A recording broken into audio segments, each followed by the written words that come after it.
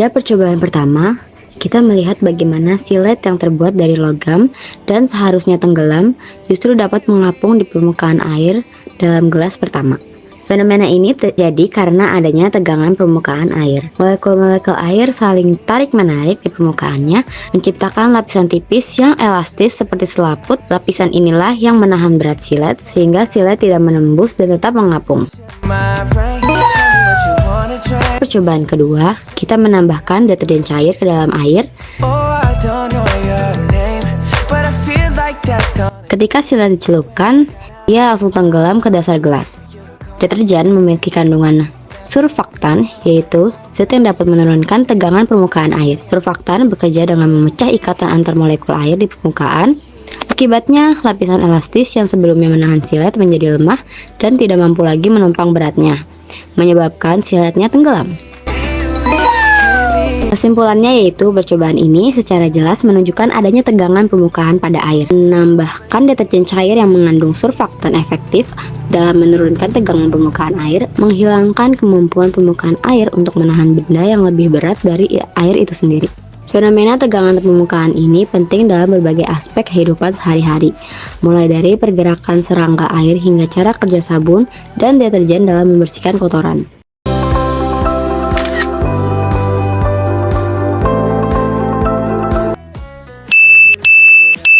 Pada percobaan ini, kita melihat bagaimana air berwarna bergerak naik melalui serat-serat tisu dari gelas yang berisi air ke gelas yang kosong.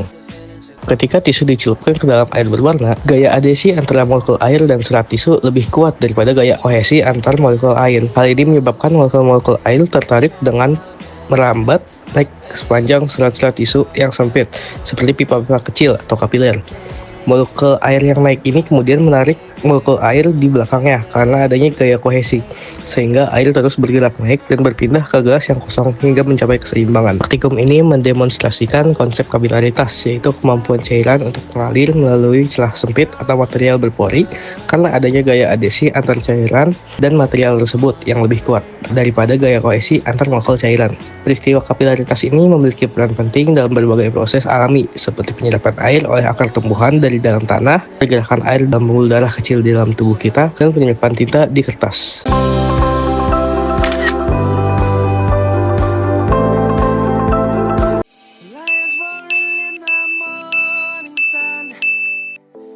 Dalam percobaan ini, kita melihat bahwa sabun cair membutuhkan waktu paling lama untuk mengalir melalui lubang. Hal ini menunjukkan bahwa sabun cair memiliki viskositas paling tinggi di antara ketiga cairan. Molekul-molekul sabun cair memiliki ikatan yang lebih kuat dan lebih kompleks, sehingga mereka lebih sulit untuk bergerak melewati satu sama lain, menghasilkan aliran yang lebih lambat. Minyak tanah membutuhkan waktu yang lebih singkat dibandingkan sabun cair, tetapi lebih lama dibandingkan air. Ini mengindikasikan bahwa viskositas minyak tanah berada di antara keduanya. Gaya tarik-menarik antara molekul minyak tanah tidak sekuat sabun cair, namun lebih kuat dibandingkan air. Air mengalir paling cepat melalui lubang, yang berarti air memiliki viskositas paling rendah. Molekul-molekul air memiliki ikatan yang relatif lemah dan mudah bergerak bebas, sehingga alirannya lebih lancar.